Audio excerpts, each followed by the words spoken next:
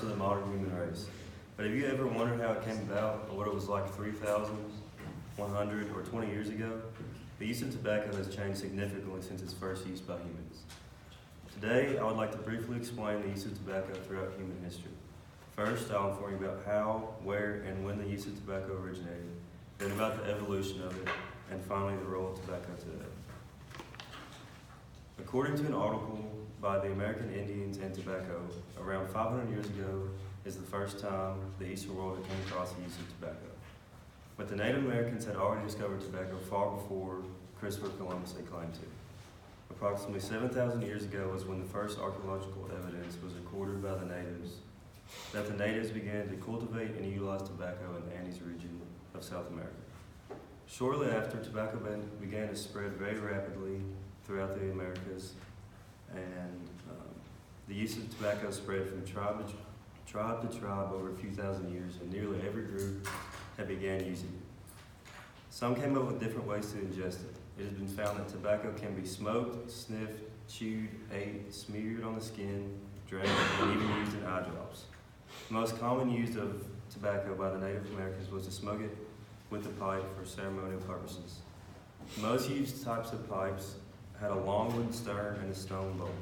The other common type of pipe were made of clay, which is what the Europeans copied and brought back to their homeland. Some pipes were elaborately decorated with carvings and paintings by the Native Americans. Even today, the Native Americans on reservation use tobacco in their culture. Native American use of tobacco led us to where it is today. Cultivation of tobacco began to get easier and more efficient for plantation owners. One of my dad's first jobs once he graduated high school was working on tobacco plantations. He said it was very strenuous work and it was perfected over decades of cultivating tobacco. Once the tobacco is planted and is ready to harvest, it is removed from the stalk, transported to a large barn to dry out to a perfect level. After that, a tobacco selling company comes to inspect it and decides if they want to buy it or not.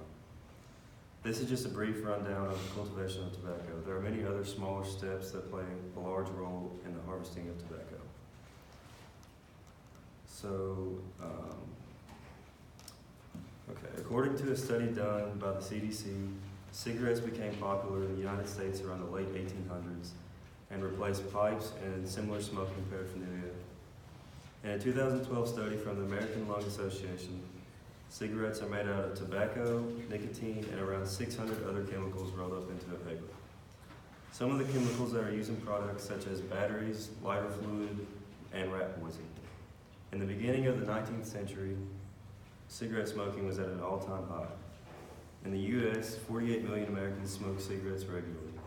Around the 1920s and 30s, when women began to push for equal rights, there was an increase in women smokers. This is because that the women felt that they were equal to the men and that they felt smoking helped them achieve equality. So fast forwarding to the present, there are still many smokers today, but the number has decreased by 12% since 1950.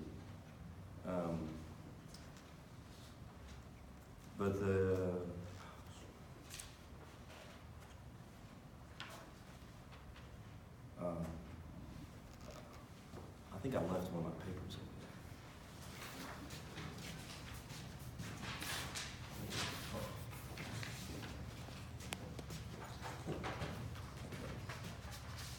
there. In 1957, it was declared by the general surgeon that there is a relationship between lung cancer and cigarette smoking. Congress began passing acts to warn smokers of the dangers. This included that every label on a carton of cigarettes had to warn the smokers of its dangers.